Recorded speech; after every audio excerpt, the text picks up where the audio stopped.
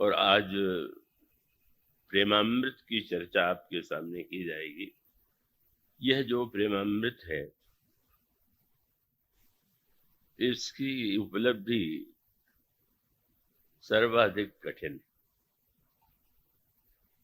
भगवान का के चरित्र का, उनकी कथा का अमृत भी सुलभ है। भगवान के रूप का अमृत भी चित्र या मूर्ति के माध्यम से यत्किंचित सुलभ कहा जा सकता है। यद्यपि प्रत्यक्ष दर्शन उस रूपामृत का की उपलब्धि भी बहुत सरल नहीं है। और नामामृत यद्यपि प्रकट है, पर नामामृत की महिमा पर विश्वास कर पाना व्यक्ति के लिए कठिन होता है, क्योंकि मनुष्य का यह स्वभाव है कि जो वस्तु जितनी सरलता से प्राप्त होती है, वह उसका मूल्य उतना ही कम करता है। और आप प्रत्यक्ष देखते हैं, इस महंगाई के समय भी अन्न आदि की तुलना में हीरा या मोती कितना अधिक महंगा है। अन्न के बिना व्यक्ति का कार्य चलना असंभव है, पर हीरा मोती के बिना तो चाहे जो व्यक्ति पूरा जीवन व्यतीत कर सकता है। पर हीरा मोती सोने का दाम अधिक है और अन्न का दाम कम है, तो उसका एकमात्र तात्पर्य है कि हीरा मोती सोना जितनी कठिनाई और दुर्लभता से प्राप्त होता है, उसकी तुलना में अन्न जो है व्यक्ति अधिक सरलता से पा लेता है। तो व्यक्ति का जो मूल्यांकन है वो वस्तु की विशेषता के आधार पर न होकर के दुर्लभता के आधार पर होता है। तो भगवान का नाम तो सुलभ है, और सुलभ होने के नाते व्यक्ति को यदि उससे ये कह दिया जाए कि भाई राम नाम जपो, तो उसको लगता है कि यह कौन सी बात कह दी गई। गोस्वामी जी के सिद्ध संत के रूप में उनकी महिमा चारों ओर व्याप्त थी, और किसी व्यक्ति ने आकर गोस्वामी जी से यह प्रश्न किया कि आपने किस साधना के द्वारा ये सिद्धियां प्राप्त की हैं। इतनी कवित्व, इतनी सिद्धि, इतने चमत्कार आपके जीवन में दिखाई देते हैं। आप बताएंगे कि किस साधना तपस्या के द्वारा आपने पाया है। तो गोस्वामी जी ने कहा कि बस वो तो राम नाम है। सुनने वाले को लगा कि ये तो बड़े विश्वास की बात है। राम नाम तो हम सभी जानते हैं, और ये राम नाम से ये कह रहे हैं तो शायद ये छिपा रहे हैं कि सब लोग रहस्य न जान ले।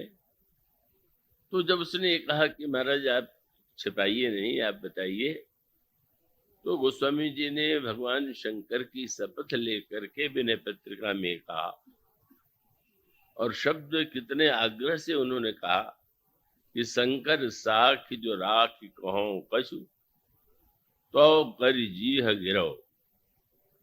अगर मैं शंकर जी की शपथ लेकर के कहता हूं कि अगर मैंने कुछ भी छिपाया है तो मेरी जीभ गल कर गिर जाए।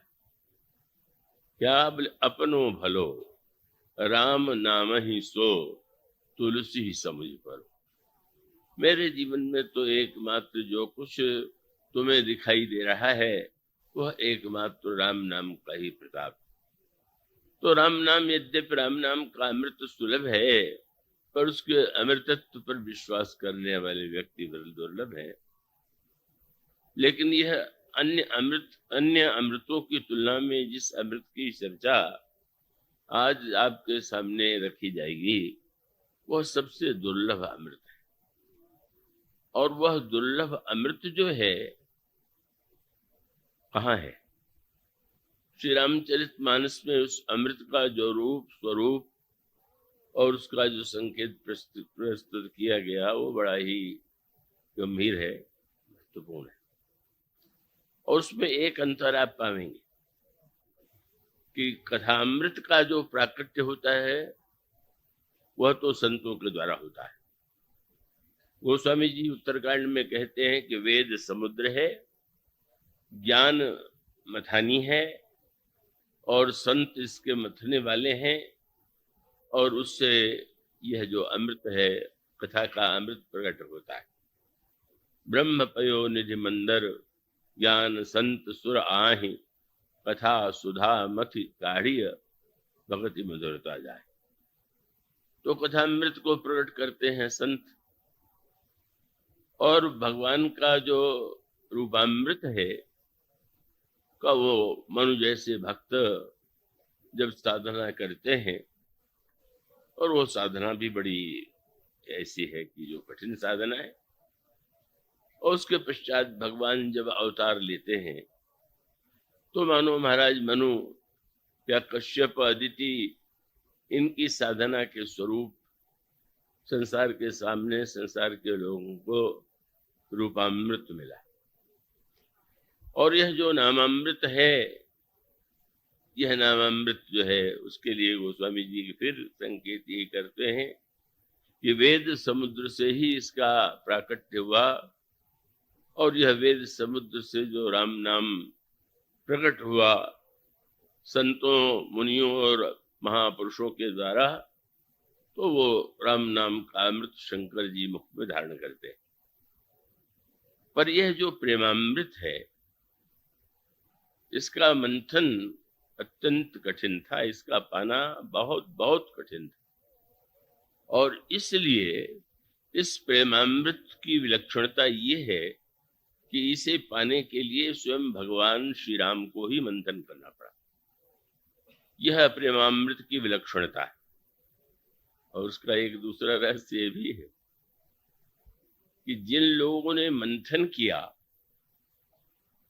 को उन लोगों को मंथन के बदले में अमृत मिला, तो भगवान ने इस प्रेमामृत को स्वयं क्यों प्रकट किया? कि भगवान को स्वयं किसी अन्य अमृत की आवश्यकता नहीं थी, पर प्रेमामृत की आवश्यकता उनको भी थी। तो इसलिए उन्होंने निर्णय किया कि इस प्रेमामृत को तो मैं स्वयं मंथन करके प्रकट करूं। वह प्रेमामृत कहाँ है, कितनी कठिनाई से वह अमृत प्रकट हुआ, इसके लिए आप अयोध्या कांड के उस दोहे पर दृष्टि डालिए। जब चित्रकूट में श्री भरत प्रवेश करते हैं, और उस समय उनके प्रवेश करते ही सारे वातावरण में जो एक दिव्यता रस का संचार हो गया, ऐसा लगने लगा कि जड़ों में भी रस का प्रेम का संचार हो गया। तब गोस्वामी जी ने वह दोहा लिखा जिसमें उन्होंने बताया कि वह समुद्र श्री भरत, और भरत समुद्र में ही यह प्रेम का अमृत छिपा हुआ था। पर यह समुद्र जो है, इस समुद्र का मंथन करना सबसे अधिक कठिन था। इसलिए इस दोहे में इस समुद्र के साथ एक शब्द और जोड़ा गया, प्रेम अमीय मंदर विरह भरत पयोधि गंभीर।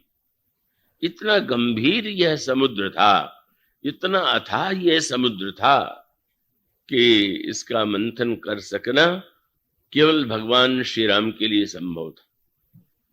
और उस मंथन के लिए प्रभु को भी कठिन प्रयत्न करना पड़ा, ऐसी योजना बनानी पड़ी कि जिसके द्वारा स्वयं वे भी उस अमृत का पान कर सकें और अन्य भी उस अमृत का पान करके धन्य हो सके।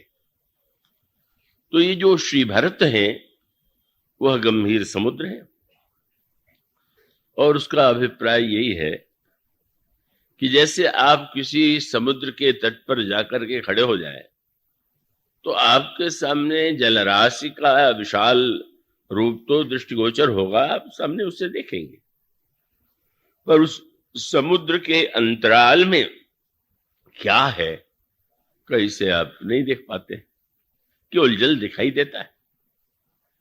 आकाश और जल में ये अंतर प्रत्यक्ष है। आकाश में जो कुछ है आप सामने उसे देख पाते हैं एक सीमा तक, आप दृष्टि से उसे देख पाना संभव प्रतीत होता है, पर समुद्र के अंतराल में जो है उसे देख पाना संभव नहीं। और इसीलिए एक तुलना के रूप में मैं कहा करता हूं कि यदि श्री लक्ष्मण और श्री भरत के चरित्र की तुलना की जाए तो दोनों में सबसे बड़ा अंतर यही है कि श्री लक्ष्मण जी का चरित्र आकाश के समान विशाल है और उनके हृदय में जो भी भाव है, जो विचार हैं, वो सामने प्रत्यक्ष है, प्रकट है। लक्ष्मण जी उसे छिपाते नहीं। और श्री भरत समुद्र है कि वो उन्हें देख करके उनके चरित्र की विशेषताओं को समझ पाना संभव नहीं था। तो बाल्यावस्था से ही लक्ष्मण का जो चरित्र है वो तो संसार में, अयोध्या में भगवान के भक्तों में प्रसिद्ध हो चुका था। 12 ते निज हित पति मानी, लक्ष्मण राम चरण रतिमानी। भरत जो है श्री राम के चरणों में वे उनकी सारी प्रीति है, सारी रति है। इसका स्पष्ट तात्पर्य है, गोस्वामी जी कह सकते थे कि अब श्री भरत जी के हृदय में श्री राम के प्रति रति नहीं है क्या? क्या शत्रुघ्न जी के हृदय में श्री राम के चरणों में रति नहीं है क्या? पर गोस्वामी जी जब ये कहते हैं कि 12 ते निज हित पति जानी, लक्ष्मण राम चरण रति मानी, और आप उसी क्रम को उस दृष्टि से विचार करके देखिए। गुरु वशिष्ठ को आमंत्रित किया महाराज दशरथ ने, आपकी कृपा से जिन 4 बालकों का जन्म हुआ उनका आप नामकरण भी कीजिए। तो नामकरण करने में भी आप यह सूत्र पाएंगे कि अगर श्री भरत के नाम गुरु वशिष्ठ ने श्री भरत का नामकरण किया तो उसमें उसकी व्याख्या किस रूप में की? उन्होंने यही कहा कि विश्व भरण पोषण कर जोई, ताकर नाम भरत सोई। जो विश्व का भरण पोषण दोनों करते हैं वह भरत। और जब शत्रुघ्न जी का नामकरण किया गया तो कहा गया जाके सिमरन ते रिपुनासा, नाम शत्रुघ्न वेद प्रकाशा। जिनके स्मरण से शत्रुओं का विनाश हो जाता है, उन्होंने कहा इस बालक का नाम मैं शत्रुघ्न रखता हूं। पर जब लक्ष्मण जी का नामकरण करते हैं तो एक नई बात पाएंगे जो उन दोनों भाइयों के साथ नहीं जुड़ा, और वो क्या है? श्री भरत शत्रुघ्न के साथ वह शब्द नहीं है जो लक्ष्मण जी के साथ। और आप जब दोहा पढ़ेंगे तो उसमें आपको एक शब्द मिलेगा। उन्होंने कहा ये जो बालक है लच्छन धाम राम प्रिय। ये राम प्रिय शब्द न श्री भरत के साथ है न शत्रुघ्न के साथ है, लेकिन लक्ष्मण के साथ ये शब्द जुड़ा। इसका अर्थ नहीं था कि वो राम प्रिय नहीं थी, बल्कि आगे चल करके तो भगवान राम से जब पूछा जाए तो यही कहते हैं कि भरत सरिस प्रिय को जो माही। तो वो तो कहने में बड़ा सरल था कि वो राम प्रिय है, लेकिन गुरु वशिष्ठ जो है लक्ष्मण जी का नामकरण करते समय लक्षण धाम राम प्रिय, अन्य गुण भी है, सकल जगत आधार, गुरु वशिष्ठ ते ही राख्यो, लक्ष्मण नाम उदार। तो अब लक्ष्मण का अभिप्राय है कि लक्ष्मण का श्री राम के प्रति प्रेम इतना प्रत्यक्ष था, उनकी रति इतनी दृष्टिगोचर होती थी कि वो कोई व्यक्ति उनका परिचय दे और उनके साथ राम प्रियता का नाता न जोड़े तो वो कोई उसके दृष्टि, गोस्वामी जी की दृष्टि में उस व्यक्ति ने लक्ष्मण के व्यक्तित्व के गौरव को कम कर दिया। बल्कि विवाह प्रसंग में उस बात को पढ़ के थोड़ी हंसी सी भी आती है, पर वहां पर भी लक्ष्मण जी के संदर्भ की विशेषता दिखाई देती है। भगवान राम जनक नंदिनी सीता का विवाह संपन्न हो गया और मंडप में ही निश्चित किया गया कि अन्य तीनों राजकुमारों का भी विवाह यहाँ महाराज के स्वयं महाराज जनक की पुत्री उर्मिला और श्री सीता और उनके भाई जो कुशकेतु हैं उनकी कन्या है मांडवी और सुतकीर्ति। तो ये निश्चित किया गया कि ये विवाह भी इसी मंडप में संपन्न किया जाए। अब वो जब लोग तो जन्मपत्री मिलाते हैं, जन्मपत्री के द्वारा विवाह में ये कहते हैं कि वर कन्या के गुण कितने मिले और क्या मिले, पर वहां गोस्वामी जी जो दोनों वर कन्या के जो मिलान का वर्णन करते हैं बड़ा सार्थक है। अब वो शब्द जब मांडवी जी का विवाह श्री भरत से हुआ तो गोस्वामी जी ने उनके परिचय में क्या शब्द लिखा, कुशकेतु कन्या प्रथम जो गुणशील सुख शोभामयी। महाराज कुशकेतु की जो ज्येष्ठ कन्या है और जिनमें गुण और शील और शोभा की विशिष्टता है, सो दई वर्षे कुशकेतु राजा के माध्यम से कब मांडवी जी का समर्पण श्री भरत के लिए हुआ। तो मानो उसका अभिप्राय यह है कि श्री भरत के चरित्र में सर्वाधिक विलक्षणता उनका शील, तो स्वाभाविक रूप से उनकी पत्नी यदि शील गुण से युक्त न हो तो दोनों में वास्तविक प्रीति हो ही नहीं सकती। तो इसलिए श्री भरत के शील की जितनी प्रशंसा है उसी के संदर्भ में मांडवी के लिए भी शील की बात अवश्य जोड़ी गई। श्रुत केतु कन्या कुश केतु कन्या प्रथम जो गुणशील सुख शोभामयी सब रीति प्रीति समेत करिसो व्याहि नृप भरत ही दई। और फिर जब सुतकीर्ति का शत्रुघ्न जी से परिणय संपन्न हुआ तो गोस्वामी जी की शब्दावली क्या है, जही नाम श्रुत की रति सुलोचनी और सुमुखी सब गुण आगरी। जो सुमुखी हैं और सुलोचनी हैं और समस्त गुणों की केंद्र है। तो श्रुति कीर्ति का जो एक सांकेतिक अर्थ है आप उसको यह इसे सरलता से ग्रहण कर सकते हैं। श्रुत वेद को कहते हैं और मानो ये साक्षात वेदमयी श्रुतकेतु के श्रुतकीर्ति के रूप में जो विद्यमान है उनकी ये विशिष्टता है जो शत्रुघ्न जी के साथ पढ़ने के लिए आवश्यक है। लेकिन अनोखी बात हो गई, अब ये कहना चाहिए कि उर्मिला जी का विवाह जब उन्होंने किया तो मांडवी श्रुतकीर्ति के लिए तो कह दिया कि वो उस केतु की कन्या है, तो अब कहना चाहिए कि उर्मिला जी जनक की कन्या है। लेकिन कैसी अनोखी बात है, गोस्वामी जी ने उर्मिला जी का परिचय करने के लिए जनक की पुत्री कह के परिचय नहीं दिया।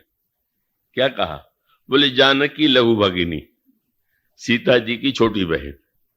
इसका अर्थ क्या है कि अगर उनसे नाता न हो राम सीता से तो लक्ष्मण के मन में उसके प्रति आकर्षण ही उत्पन्न नहीं हो सकता। तो जानकी लघु भगिनी तो मांडवी भी है, जानकी लघु भगिनी तो श्रुतकीर्ति भी है, लेकिन जैसा नामकरण में भरत जी लक्ष्मण जी के लिए राम प्रिय कहना परमावश्यक है, उसी तरह से अगर उर्मिला जी का विवाह लक्ष्मण से हो रहा है तो गोस्वामी जी कहते हैं कि वो तो पूजनीय प्रिय परम जहाते मानिए सब ही राम के नाते। उनके चिंतन का और आस्था का केंद्र तो केवल श्री सीता जी, श्री राम की प्रिया हैं श्री किशोरी जी, और उनकी लघु भगिनी है।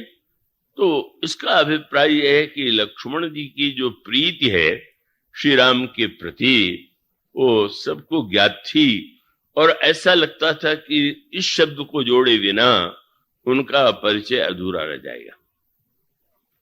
अब वो जो श्री भरत हैं जिनके लिए गोस्वामी जी को लिखना पड़ा भरत पयोधि गंभीर, इसका अर्थ क्या कि श्री भरत का जो विलक्षण चरित्र है वो बाहर से देख करके उनके व्यवहार से उनकी वाणी से का समझ पाना असंभव था। भरत जी के अन्य गुण तो लोगों को यत्किंचित दिखाई देते थे, लेकिन जो श्री भरत के जीवन में अंतःकरण में श्री राम के प्रति प्रगाढ़तम प्रेम था, वो प्रेम किसी के सामने नहीं आया, क्योंकि पूरे मानस में भरत के चरित्र की यह जो समस्या है, गंभीरता है, वो आपको पग पग पर परिलक्षित होगी। और उस युग में भी भरत के स्वभाव और चरित्र को समझ पाना बहुत कठिन था। बड़े से बड़े व्यक्ति भी श्री भरत को सही अर्थों में समझने में सक्षम नहीं थे। और वो सज्जन शायद यहाँ हो, बुरा नहीं मानेंगे, बहुत वर्ष पहले, मुझे तो कितने वर्ष पहले एक सज्जन मिले, परिचय उनका वकील के रूप में दिया गया, बड़े बुद्धिमान व्यक्ति थे। तो उन्होंने कहा कि मैं कुछ विचार रखना चाहता हूं। तो उन्होंने कहा कि ये भरत जो है, ये तो बड़े कुटिल राजनीतिज्ञ थे। अब मैं तो सुन करके स्तब्ध रह गया कि ऐसा भी कोई शब्द भरत के लिए कह सकता है। और उन्होंने तर्क यही किया कि जब एक बार चित्रकूट में भगवान श्री राम ने ये कह दिया कि भरत कहे सो किए भलाई, तो अयोध्या से तो ये ढिढोरा पीट के आए कि श्री राम को लौटा के ले आवी। और श्री राम ने कहा तो बोली नहीं, केवल दिखावा करना चाहते थे कि मैं श्री राम को मनाना चाहता हूं, और वस्तुतः तो उनके हृदय में कोई ऐसी आकांक्षा नहीं थी। मैंने उनको सादर प्रणाम किया, आपने बड़ा कष्ट किया और उससे अधिक मुझे कष्ट आपने दिया। आप किस तरह से आपका चिंतन है, आपकी वकालत मानो अब भरत को ही बुरा सिद्ध करने में अपनी बुद्धिमत्ता को सार्थक बना लेगी। पर उसका अभिप्राय यह है कि श्री भरत के व्यवहार में जैसा उन्होंने तर्क ढूंढा, वह व्यक्ति ढूंढ सकता है, और उन्होंने यही कहा मुझसे।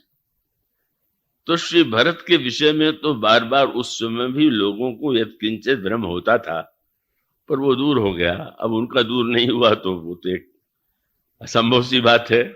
कई लोग ऐसे होते हैं कि जिनका भ्रम दूर नहीं होता। तो वस्तुतः श्री जैसे समुद्र को देख करके कल्पना कोई करने लगे कि समुद्र के भीतर क्या है, तो आप बाहर खड़े होकर के आप कल्पना करते रहिए। समुद्र की गहराइयों में बैठना और उसको देखना वो असंभव।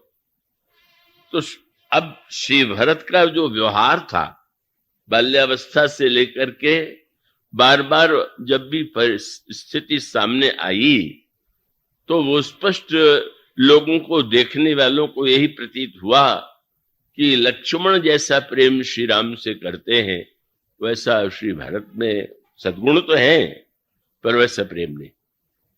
क्योंकि अब अगर लक्ष्मण जी को श्री राम से अलग सुला दिया जाए तो सो ही नहीं सकते, उनको निद्रा ही नहीं आवेगी। पर श्री भरत को यदि श्री राम से अलग सुलाया जाए तो उनके सामने कुछ ऐसा नहीं दिखाई देता है, वो तो साजभाव से ऐसा लगता है कि ये तो सो जाते हैं। तो जब बिल्कुल शिशु हैं तब भी अंतर दिखाई देता है, और बाद में जितनी घटनाएं घटित होती थी का उसमें यही लगने लगता था। गीतावली रामायण के उस प्रसंग पर जब दृष्टि जाती है कि भगवान श्री राम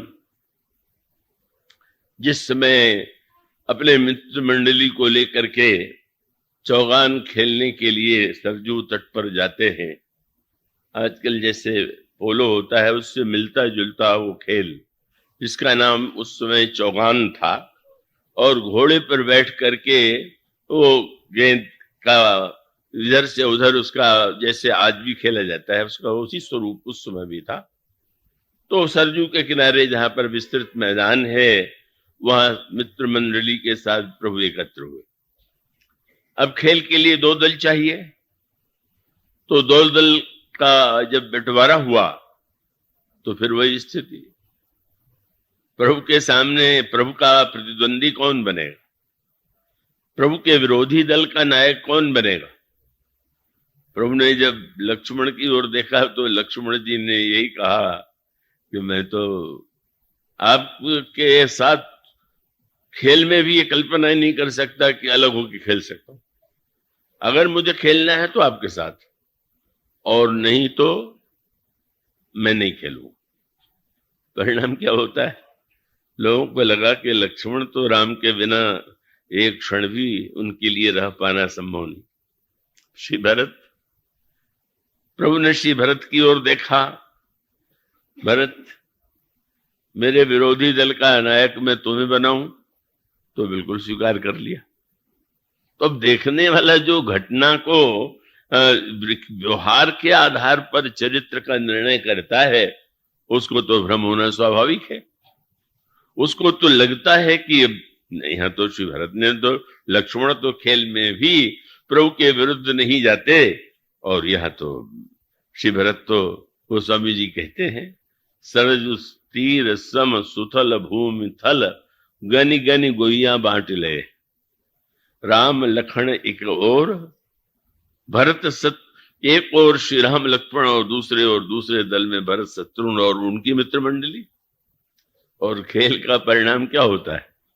अद्भुत खेल का परिणाम यह है कि लोगों को, दर्शकों को दिखाई देता है कि श्री राम पूरे उत्साह से नहीं खेल रहे, और श्री भरत को देख करके लगता था कि वो तो जीतने के लिए पूरे उत्साह से खेल रहे। और उसका कारण यह था कि प्रभु की ओर कोई गेंद आती है तो प्रभु जो है उसके ऊपर प्रहार नहीं करते, धीरे से जिधर की ओर श्री भरत है वो गेंद वो कर देते हैं, प्रेषित कर देते। पर जब श्री भरत की ओर कोई गेंद आती है तो वो तो कस के प्रहार करते हैं, और सीधे वो गेंद जो है उस गोल में, जिसे आज गोल कहते हैं, प्रविष्ट हो जाती है। तो बार बार एक ही स्थिति दिखाई देती है कि श्री राम जीतने के लिए उतने व्यग्र नहीं है जितना श्री भरत उत्साह से खेल रहे हैं।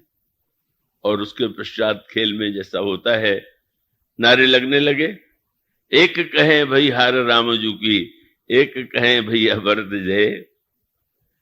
कि श्री भरत जीत गए, प्रभु श्री राम हार गए।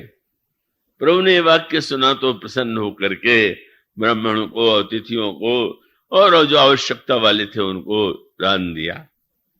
तो एक कहें भई हार रामजू की, एक कहें भैया भरत जय। यह सुन हर्षित भय रामजू, विप्रन बहुविधि दान दे।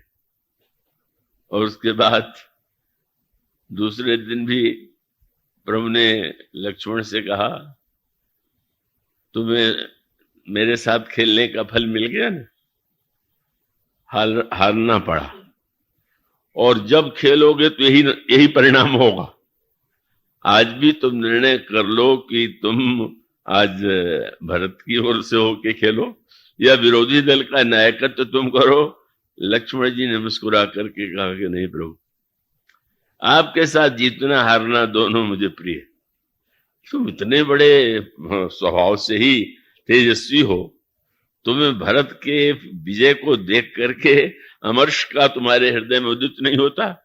लक्ष्मण जी ने हंस करके यही कहा, प्रभु भरत जीते थोड़ी हैं, जिताए गए। वो अगर जीते होते तो मैं कोई महत्व देता। अब आप ही जब जिताने के लिए व्यग्र हैं तो विजय भरत की नहीं है, वो तो आपके स्वभाव की है, शील की है कि आप कैसे अपने से छोटों को जिता करके प्रसन्न होते हैं। पर वो दृश्य तो यही होता है। और श्री भरत का वो गंभीर स्वभाव जो है, जिस गंभीर स्वभाव में अद्भुत भावना है, और उस अद्भुत भावना को उन्होंने प्रकट नहीं होने दिया। और उसका अभिप्राय क्या? श्री भरत के जीवन में समर्पण की पराकाष्ठा है, और श्री लक्ष्मण जी के जीवन में अधिकार की पराकाष्ठा है। अन्यथा अर्थ नहीं लेंगे। ये प्रेम की जहां पर अलग शब्दावलियों से इसका विभाजन किया गया है, तो 3 शब्दों का प्रयोग करते हैं प्रेम के संबंध में। ईश्वर के प्रति एक भावना है जिसे कहते हैं तदीयता। तदीयता का अभिप्राय है कि जैसे आप या हम सबको ये कहें कि भाई हम तो प्रभु के हैं, तो सामने भले ही नहीं है पर मैं उनका हूं, इस भाव के उदय होने का नाम तदीयता। और जो व्यक्ति कहता है प्रभु सामने और वो कहता है कि प्रभु मैं आपका हूं, यह तदीयता है। और जो व्यक्ति ये कहता है कि प्रभु आप मेरे हैं, ये मदीयता है। तो तदीयता, त्वदीयता, मदीयता, ये 3 कक्षाएं। अब संसार के जो व्यक्ति आस्तिक हैं वो तो उनमें से तदीय ही हैं। हम मान लेते हैं अपनी ओर से कि भाई हम भगवान के। त्वदीयता का अर्थ है कि उस व्यक्ति ने का केवल मान नहीं लिया है, अपितु भगवान ने उसे स्वीकार कर लिया। अब विलक्षणता यह है, इस प्रसंग को जरा बहुत ध्यान से समझने की आवश्यकता है कि वैसे कक्षा में तो तदीयता, त्वदीयता से मदीयता को श्रेष्ठ माना जाता है। तदीयता से भी ऊपर है मदीयता। लेकिन विलक्षणता क्या है? लक्ष्मण जी में यह जो भावना है वह त्वदीयता की है, और श्री भरत में जो यह भावना है प्रेम की, वह वस्तुतः मदीयता की है। प्रभु मेरे हैं, मैं इनके ऊपर मेरा अधिकार है। और श्री भरत का उनके स्वभाव में, उनके चरित्र में, उनके आचरण में तुरीयता है। पर इससे तो फिर वही भ्रम हुआ कि लक्ष्मण जी उच्च कक्षा में हैं और भरत जी अपेक्षा उनकी न्यून है। पर सत्य यही कि श्री भरत को मदीयता का वही अधिकार है जो लक्ष्मण जी को है। अगर वो श्री राम को अपना कहें और श्री राम पर अपने अधिकार का दावा करें तो कोई आपत्ति नहीं, प्रभु से स्वीकार कर लेते। पर वो इतने गंभीर और इतने विनम्र हैं, और वो अत्यंत जो जिसको कहते हैं भक्तों की दैन्य भावना, कि वे तो मानो यही मान के चलते हैं कि मैं किस दावे से प्रभु पर अधिकार की कल्पना करूं, बस प्रभु का मैं हूं।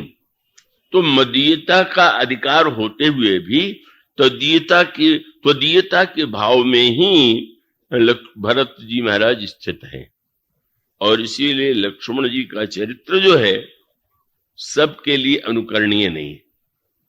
और श्री भरत जी का जो चरित्र जब बाद में प्रभु ने प्रयत्न करके श्री भरत की विशेषताओं को प्रकट किया, तो उसकी एक विशेषता है, क्या बोले, निरखी सिद्ध, जिसमें चित्रकूट की यात्रा करते हैं श्री भरत, तो गोस्वामी जी का निरखी सिद्ध साधक अनुरागे सहज स्नेह सराहन लगे।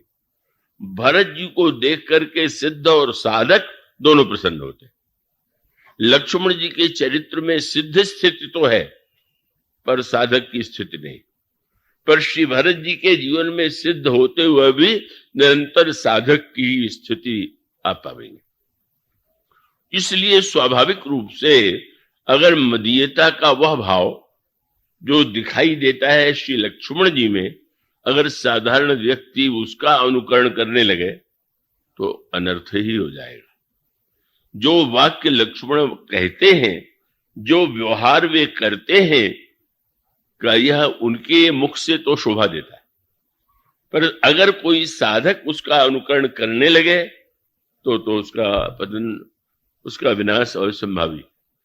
अब भगवान श्री राम यदि लक्ष्मण जी से ये कहते हैं कि लक्ष्मण तुम वन में न जाओ, गुरु पिता माता की सेवा करो, और उसका उत्तर लक्ष्मण जी ये कह करके दें कि गुरु पिता माता ने जानो का, मैं नहीं जानता इनको कुछ, तो ये तो बहुत से नहीं लोग कह सकते।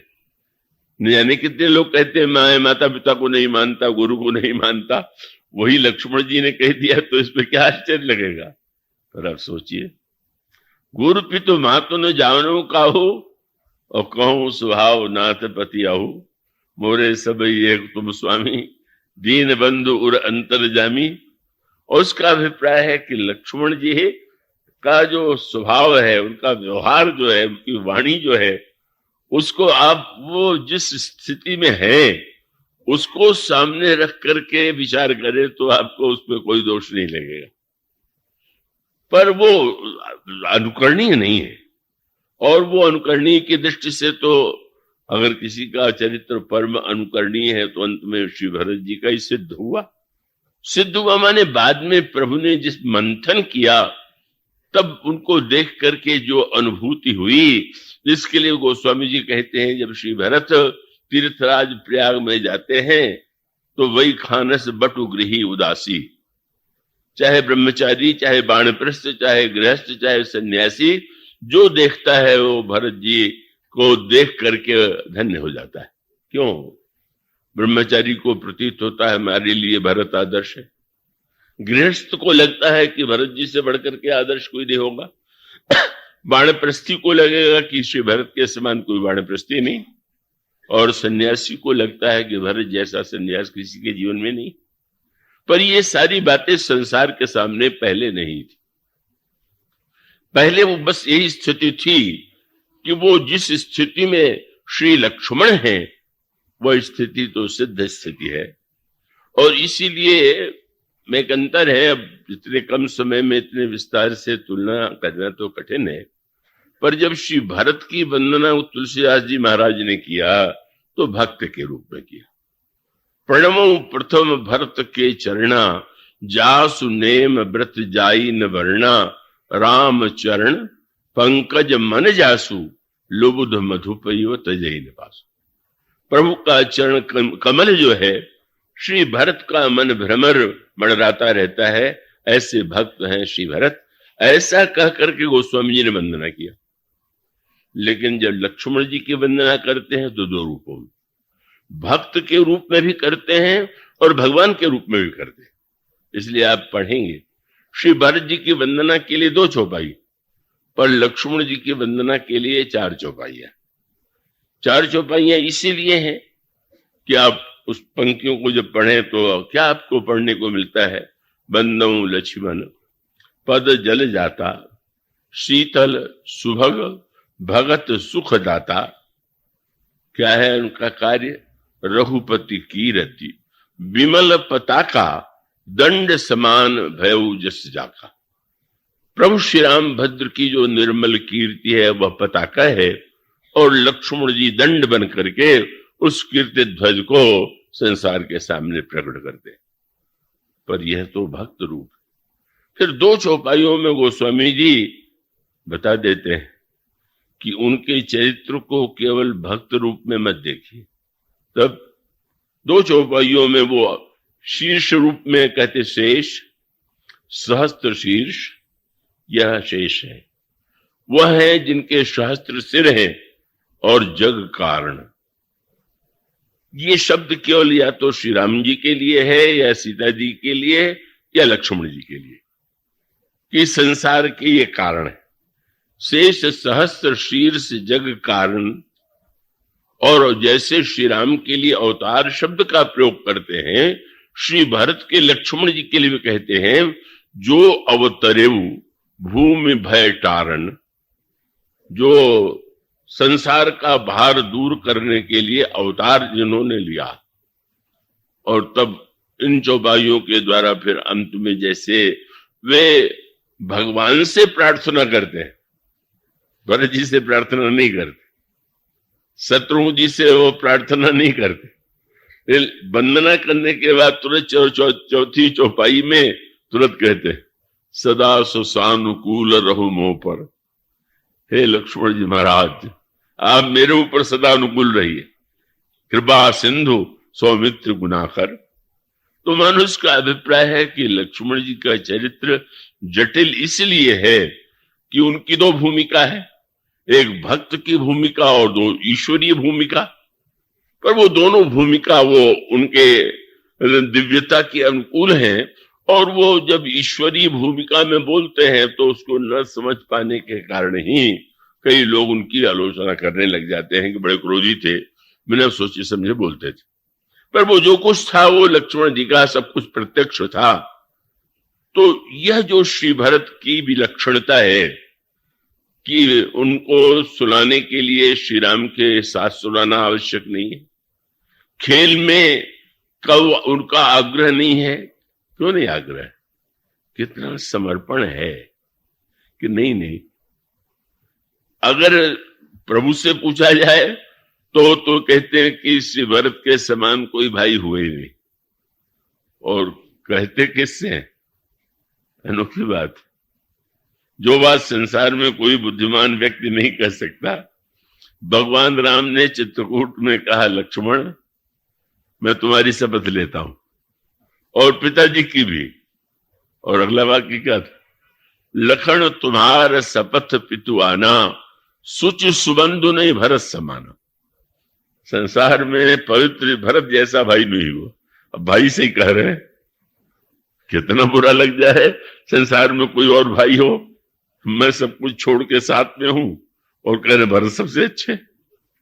लेकिन प्रभु कह सकते हैं और लक्ष्मण उसमें आनंद ले सकते हैं, यही उनकी मानता, श्रेष्ठता है। पर श्री भरत से जब पूछा जाए कि आपकी दृष्टि में सबसे श्रेष्ठ कौन है, तो यही कहते हैं, यह धन्य लक्ष्मण बड़ भागी, राम पदार विंद अनुरागी, कपटी कुटिल मोहि प्रभु चीन्हा, ताते नाथ संग नहीं लीना, लालन जोग लखन लघु लोने, भेन भाई असहाय न होने। लक्ष्मण के समान भाई न तो हुआ है और न तो कोई होगा। ये अनोखे संवाद, जिसका जो रहस्य है, जिसमें कितना बड़ा विश्वास प्रभु का लक्ष्मण के प्रति है, और लक्ष्मण जी को इससे सुन करके भी जिसको कष्ट न हो, और वहां तो कम से कम घुमा के ये कह दिया कि भरत जमा के समान भाई नहीं है। पर जब हनुमान जी से मिले तो आध घंटे के बाद ही हनुमान जी से कहने लगे, कसुनु कपि जन जी मानस ऊना, तय मम प्रिय लक्ष्मण ते दूना। तुम लक्ष्मण से दूने प्यारे हो, अभी अभी आए और वो दूने प्यारे हो गए। अब लक्ष्मण जी के स्थान पर कोई होता तो ये कहता तो फिर इन्हीं के साथ ले लीजिए। हम सब कुछ बाल्यावस्था से सब कुछ छोड़ करके, पत्नी परिवार छोड़ करके आपके साथ हैं, और आपने एक क्षण में दूना बना दिया। लेकिन इसमें हनुमान जी की उतनी महिमा नहीं जितनी लक्ष्मण की महिमा। प्रभु लक्ष्मण के सामने ये कह सके तो उसका अभिप्राय यह है कि लक्ष्मण और श्री राम का व्यक्तित्व जो है मिलकर के अभिन्न है, कि दंड और पताका को तो अलग किया नहीं जा सकता। दोनों का बिना डंडा आप ऊपर कैसे गाड़ दीजिए तो उसको कौन महत्व दे, और बहुत बढ़िया झंडा हो और डंडा ही ना हो तो जमीन पर पड़ा रहेगा। तो मानो श्री लक्ष्मण और श्री राम का जो स्वरूप है वो अभिन्न है, ईश्वरीय है, और उसका गौरव अपना अलग है। लेकिन प्रभु का जो अवतार हुआ है वह तो संसार के जीवों के लिए शिक्षा देने के लिए, संदेश देने के लिए। तो इसलिए लक्ष्मण जी का चरित्र इतना विलक्षण है कि वो वंदनीय तो है लेकिन अनुकरणीय नहीं। पर प्रभु जानते हैं कि संसार का कल्याण लक्ष्मण के द्वारा नहीं होगा। वह मेरी सेवा करते हैं और मेरी सेवा के माध्यम से, मेरे माध्यम से भले ही कल्याण हो, लेकिन लक्ष्मण के चरित्र का बहिरंग रूप जो है वो ऐसा है कि जिसमें व्यक्ति को उल्टा अर्थ हो सकता है, भिन्न अर्थ दिखाई दे सकता है। श्री भरत की विशेषता ये है कि ये अधिकार, भगवान के प्रति अधिकार तो बड़ा सरल शब्द हो गया। कोई भी व्यक्ति कहे कि भगवान तो मेरे हैं और मेरे हैं तो जो मैं कहूं वो करे, तो ये तो कोई नहीं कहना चाहेगा। लेकिन जिनके जीवन में ऐसा विलक्षण क्रम है, मानो इतना समर्पण है कि अगर प्रभु को खेलना है और खेल के लिए कोई न कोई विरोधी पक्ष का नायक चाहिए, तो श्री भरत का जीवन इतना समर्पित है कि नहीं, प्रभु का खेल जैसे पूरा हो, प्रभु का नाटक जैसे पूरा हो, बस वही मुझे अभीष्ट है। पर वस्तुतः देखने वालों को क्रिया दिखाई देती है, हृदय की भावना नहीं दिखाई देती। और जैसा मैंने कहा कि खेल में जो दृश्य दिखाई दे रहा है कि भरत जब प्रभु की ओर गेंद आती है तो बड़े धीरे से भरत की ओर आपने डाला, जहां जिससे गोल करना कहते उसका प्रयास ही नहीं कर रहे, और श्री भरत तो प्रहार कर रहे।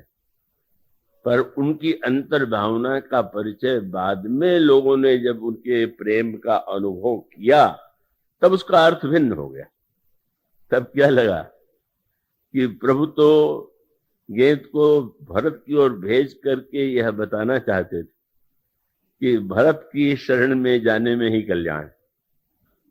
और श्री भरत गेंद पर प्रहार इसलिए कस के करते थे, बोले जो प्रभु को छोड़ के मेरे पास आए उसको ऐसा कस के पीटना चाहिए कि लौटने का नाम ही नहीं। तो भाव तो बड़ा गंभीर था, पर वो क्रिया के माध्यम से देखने वालों को तो यही लगता था प्रभु जिताना चाहते हैं और भरत जी जीतना चाहते हैं। परिणाम क्या हुआ, इस समुद्र का जो गंभीर तात्पर्य था वो समझ में नहीं आ रहा था। फिर और आगे विश्वामित्र जी आए। विश्वामित्र ने महाराज दशरथ से कहा कि आप अनुज समेत देहु रघुनाथ, छोटे भाई के साथ आप श्री राम को दीजिए। तो छोटे भाई का सबसे पहला अधिकार तो भरत का है। उन्होंने नाम तो नहीं लिया था कि श्री राम और लक्ष्मण को दीजिए, उन्होंने कहा था छोटे भाई के साथ राम को दीजिए। लेकिन कैसी अनोखी बात, विश्वामित्र भी यही मान के चल रहे थे कि छोटे भाई का अर्थ है लक्ष्मण। और दशरथ जी भी जानते थे कि जब कोई कहे कि राम का छोटा भाई तो लक्ष्मण को मानना, और लक्ष्मण को ही लेकर के गए। पर श्री भरत तो आग्रह कर सकते थे कि प्रभु आपके बिना हम कैसे रहेंगे अकेले, आप मुझे भी तो साथ में चलिए, मुझे भी तो सेवा का सौभाग्य दीजिए। पर श्री भरत ने एक बार भी आग्रह नहीं किया। तो उनका बहिरंग व्यवहार ऐसा था कि इसके लिए वो शब्द जो गोस्वामी जी का है कि भरत पयोधि गंभीर, वो स्पष्ट दिखाई देता है। परिणाम भी क्या हुआ, प्रभु चले गए। और आप जानते हैं जिस समय जनकपुर से दूत पत्र लेकर के आए और उस पत्र का समाचार श्री भरत को मिला, श्री भरत क्या कर रहे थे? अगर ये लिखा होता कि माला में जप कर रहे थे तो लगता कि भाई वियोग में भी राम नाम का जप कर रहे हैं। पर समाचार क्या गोस्वामी जी लिखते, क्या खेलत रहे तहां सुधि पाई, खेल रहे थे बच्चों के साथ। अब जो श्री राम के वियोग में खेल में डूबा हुआ हो उसे कौन समझेगा कि श्री राम से बहुत प्रेम करते। हाँ, उस दिन थोड़ी सी झलक तो लोगों ने पा लिया। खेलत रहे तहां सुधि पाई, आए भरत सहित हित भाई, और पूछत अति स्नेह सकुचाई। एक तो इतने संकोची हैं कि प्रारंभ से ही श्री राम को सभी देखते हैं और देखते ही रह जाते हैं अपलक। लेकिन श्री भरत ने बाद में चित्रकूट में प्रभु से कहा कि प्रभु आपके सौंदर्य की प्रशंसा मैंने बहुत सुना है। अब कोई आश्चर्य करेगा, भरत कहे कि मैंने सुना है, जो भाई हैं जो निरंतर साथ हैं, और जब उन्होंने कहा कि सुना है कि आप बहुत सुंदर हैं, तो श्री भरत से पूछा जा सकता था कि सुनने का अर्थ क्या हो। तो उनका उत्तर यही था कि महु स्नेह सकोच बस सन्मुख कहूं न बहन। मैंने कभी आंख उठा करके साहस ही नहीं किया कि आपके मुख की ओर देख, तो कैसे मुझे पता चले कि आप कितने सुंदर है। प्रभु ने हंस करके यही कहा, फिर तुम अपने को देख लो, क्योंकि तुम्हें देख करके लोगों को तो मेरा ही भ्रम होता है। लेकिन उसका अभिप्राय यह है कि जो इतना संकोची है और आए भी तो बड़े संकोच से पिताजी से पूछ दिया कि तात कहां से पाती आई, पिताजी पत्र कहां से आया। और जब पता चला कि जनकपुर से पत्र आया हुआ है और उसको सुना उन्होंने, बस एक क्षण के लिए लोग आश्चर्यचकित हो गए। होता है, होना नहीं चाहिए, भाइयों में परस्पर प्रेम हो, प्रेम तो सभी में होना चाहिए, पर भाई भाई में तो अत्यंत प्रेम की कल्पना की जाती है। पर व्यवहार में दिखाई देता है कि भाई के हृदय में भी भाई की उन्नति से स्पर्धा हो जाती है, मात्सर्य हो जाता है, ईर्ष्या हो जाती है। तो उस समाचार में तो यही लक्ष्मण और राम की महिमा का वर्णन है पत्र में। किंतु उसे सुन करके क्या श्री भरत को लगा कि क्या बतावे, मुझे अवसर नहीं मिला, नहीं तो मैं जाता तो मेरा भी बड़ा नाम हो जाता और मेरा भी इतिहास में मेरी भी चर्चा होती। पर गोस्वामी जी ने कहा कि नहीं, सुनी पाती पुल के दो भ्राता, अधिक स्नेह सनातन गाता। भरत के शरीर पर रोमांच हो आया और उसको देख करके लोगों को लगा कि अरे, हम लोग तो ये समझते थे कि श्री भरत के लिए कोई अंतर नहीं पड़ता, पर इतने प्रसन्न हो रहे हैं। तो लगा कि तो उनका प्रेम तो बड़ा पवित्र है। वो स्वामी जी का शब्द है, प्रीति पुनीत भरत के देखी सकल सभा सुख लहु विसे। जब लोगों ने देखा, ओहो, अपने भाई की उन्नति, अपने भाइयों के यश की कीर्ति का समाचार सुन करके जो इतना आनंद में डूब रहा हो, लगता है कि इनके हृदय में तो सचमुच स्नेह है। मानो एक झलक सी दिखाई पड़ी और फिर विवाह भी हो गया। और विवाह के पश्चात मामा आए हुए हैं विभाजित, और वो अनुरोध करते हैं महाराज दशरथ से कि मैं चाहता हूं कि भरत मेरे साथ चले ननिहाल में, कुछ दिन रहे और बाद में आने। तो विवाह के बाद भी थोड़े दिन ही वे वहां उपस्थित रहते हुए से बाद में मामा के साथ ननिहाल चले जाते। उस समय भी उन्होंने नहीं कहा कि नहीं, हम श्री राम को छोड़ करके नहीं जाएंगे ननिहाल। तो मानो यह जो गंभीर समुद्र था, एक झलक लगी थी, लेकिन फिर वही बात। सत्य तो यह है कि एक तरह से श्री भरत गए तो इतने लंबे प्रवास में ननिहाल में रहे कि लोगों की दृष्टि में श्री भरत ओझल हो गए। पर भगवान श्री राम यह जानते थे कि जिस प्रेम के परिपूर्णता का दर्शन समाज को होना चाहिए, जिस चरित्र और गुण का परिचय लोगों को समाज को मिलना चाहिए, किसी न किसी तरह से इसको तो प्रकट करना ही है। मानो जैसे समुद्र में अमृत था, पर वह अमृत दिखाई नहीं दे रहा था, और भगवान ने आज्ञा दिया कि देवता दैत्य मिलकर के समुद्र का मंथन करें और तब वो अमृत निकलेगा। पर जब प्रभु ने देखा कि भरत तो इतना गहरा समुद्र है कि इसको समझ पाना, इसके अंतर हृदय के प्रेम को कोई देख ही नहीं पा रहा है, समझ ही नहीं पा रहा है, तो उन्होंने निर्णय किया कि अब तो इनका ही मंथन होना चाहिए।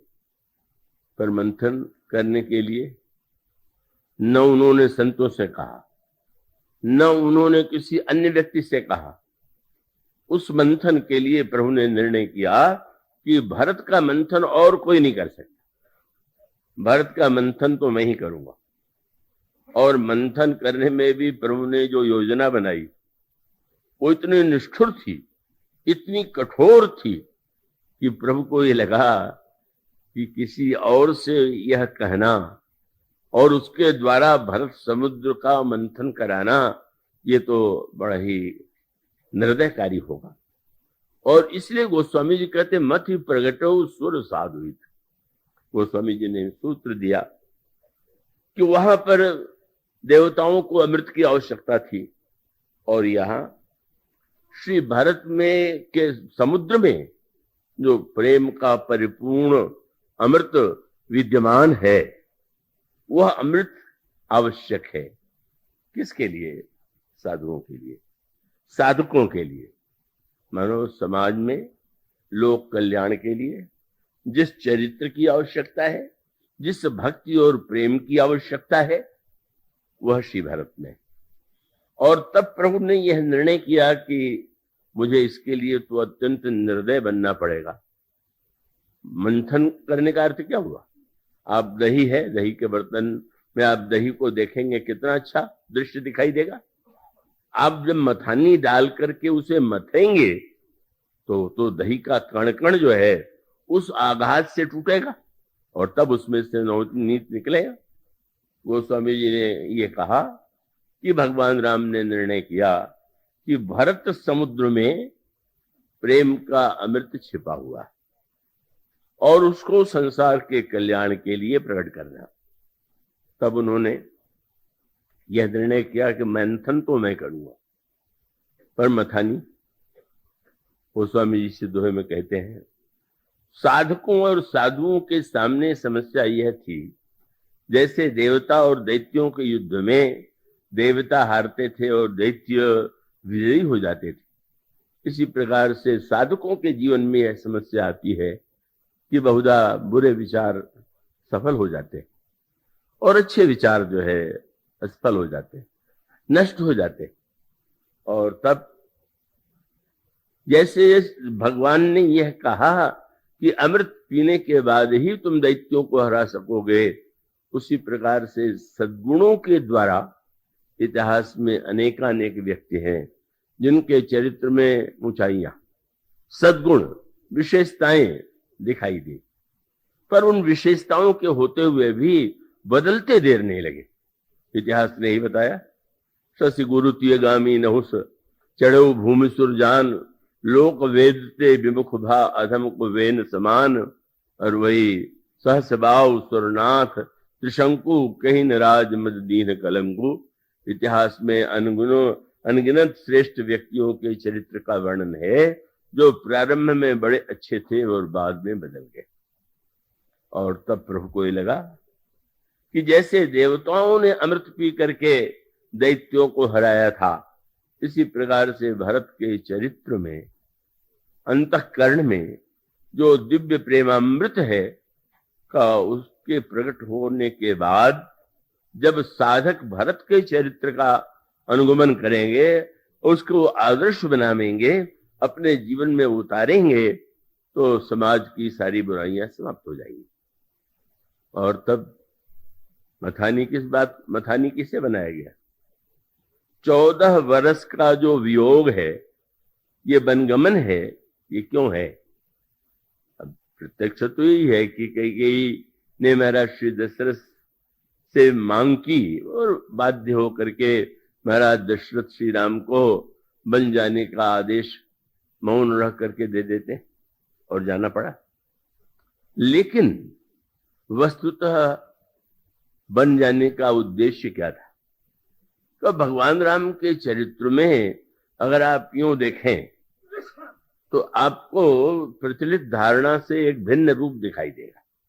तो मैंने कहा कि श्री राम तो अपने व्यवहार में वो जो प्रचलित धारणाएं थी उसे बिल्कुल नहीं मानते थे, पर विशेषता ये थी कि उन धारणाओं का खंडन नहीं करते थे, भाषण में विरोध नहीं करते थे, अपने आचरण के द्वारा ही समाज को इतना उन्होंने बदल दिया कि जो मर्यादावादी थे उनको भी नहीं लगा कि श्री राम ने सब कुछ बदल दिया। और भगवान श्री राम के आचरण को देख करके वो विवाह की परंपरा समाप्त हो गई श्री राम के राज्य में। एक नारी व्रत रत सब झारी, ते मन वचक्रम पतिहितकारी। तो श्री राम तो प्रत्येक नई मर्यादा की धारणा प्रकट करते हैं। और इसीलिए जब गुरु वशिष्ठ के द्वारा उन्हें सूचना दी गई कि तुम्हें युवराज पद पर कल प्रतिष्ठित किया जाएगा, तो भगवान राम को यह मर्यादा, जो सूर्यवंश की मर्यादा थी कि जेठ स्वामी सेवक लघु भाई, यह दिनकर कुल रीत सुहाई। सूर्यवंश की पवित्र परंपरा है कि ज्येष्ठ भाई राजा बने और छोटा भाई अनुगमन करे। भगवान श्री राम ने उसका उल्टा कहा, गुरु वशिष्ठ से नहीं बोले। गुरु वशिष्ठ से एक वाक्य भी उन्होंने नहीं कहा कि मैं राज्य नहीं लेना चाहता, या ये परंपरा अनुचित। पर गुरु जी के जाते ही भगवान राम बैठ करके सोचने लगे, सूर्यवंश तो बड़ा पवित्र वंश है, पर इस वंश में ये अनुचित परंपरा कैसे बन गई?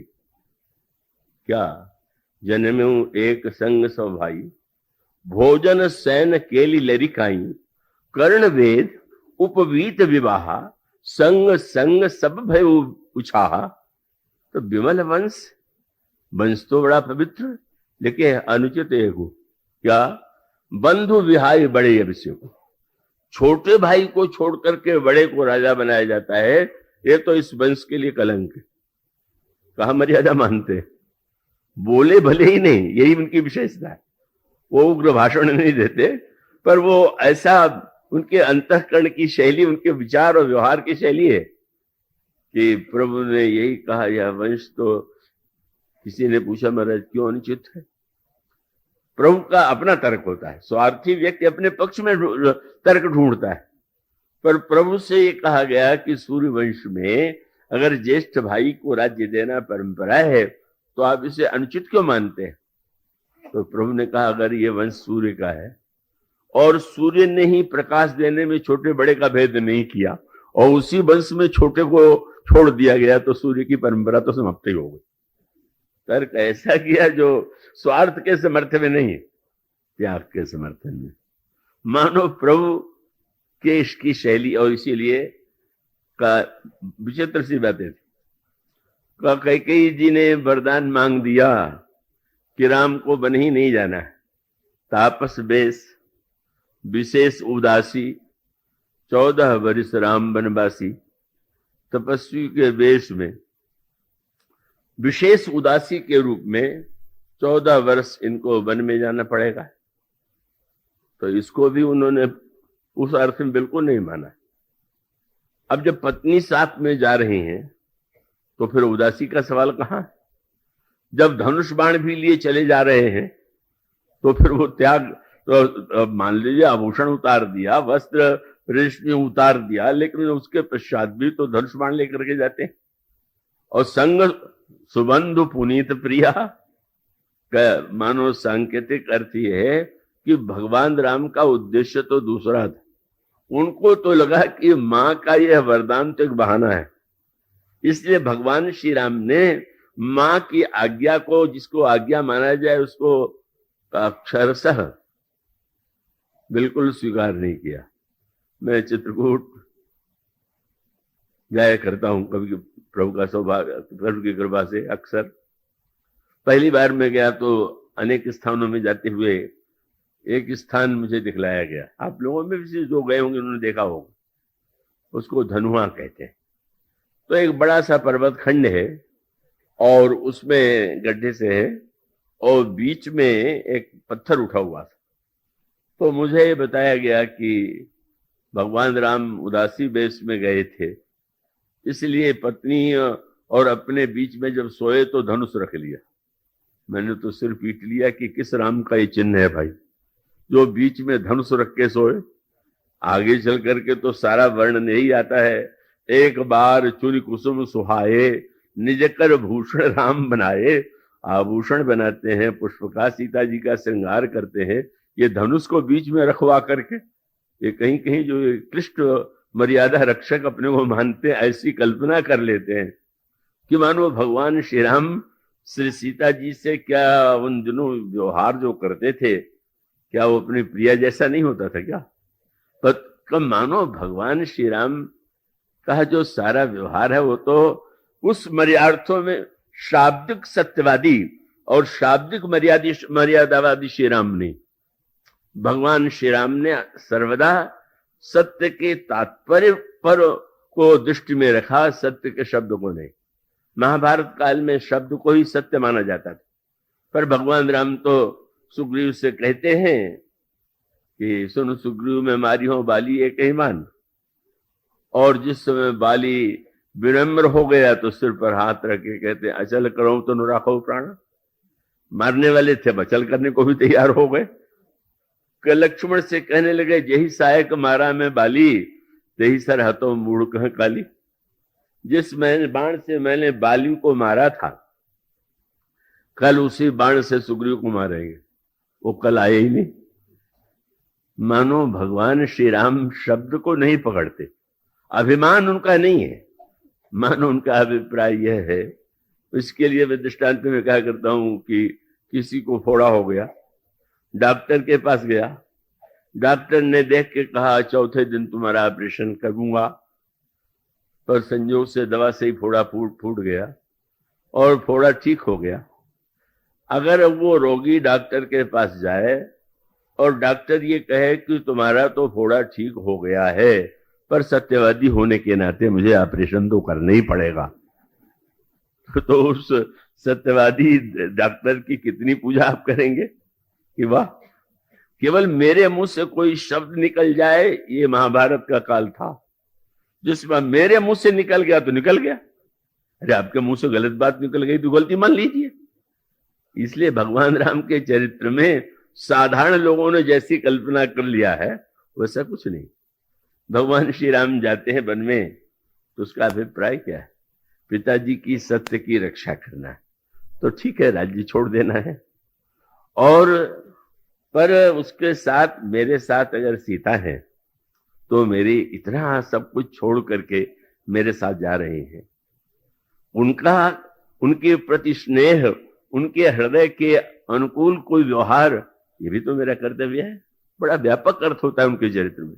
लक्ष्मण मेरा छोटा भाई है, मानो भगवान श्री राम का व्यवहार जो है वह केवल शाब्दिक और शब्दों में बंधा हुआ नहीं, बल्कि भगवान राम जिस उद्देश्य से बन जा रहे थे, मुख्य उद्देश्य दूसरा था।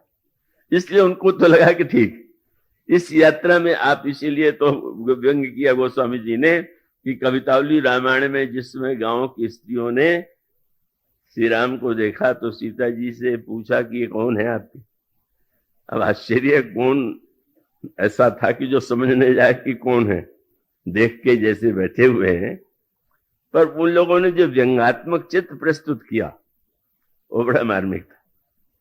जब उन्होंने पूछा कि ये कौन है, आपके कौन है, तो जनक नंदिनी तो मुस्कुरा करके चुप हो गई। पर मानो उनका ये प्रश्न था कि क्या कारण है, तो उन्होंने कहा कि अब इनको देख के हम समझ नहीं पा रहे हैं। क्या? बोले शीश जटा, सिर पर जटा जूट धारण करने देख करके लगता कोई उदासी और तपस्वी है, तो फिर वही मान लो। बोले शीश पर जटा देख के तो मान लेते, लेकिन इनकी आंखों को देखे तो बिल्कुल नहीं लगता। शीश जटा उर बाहु विशाल और बिलोचन लाल, तिरछी सी भौं है। नेत्र देख के लगता है कि श्रृंगार रस के रूप, सिर देख के लगता है कि शांत रस है, और उसके साथ शीश जटा उर बाहु विशाल बिलोचन लाल, तिरछी सी भौं है। और अगला वाक्य उन्होंने कहा कि इसके पश्चात भी शांतरस का, इनके हाथ में धनुष बाण देख के लगता है वीर रस है। धनुष बाण और जटा और नेत्र, इनमें अलग अलग रसों की अनुभूति होती है।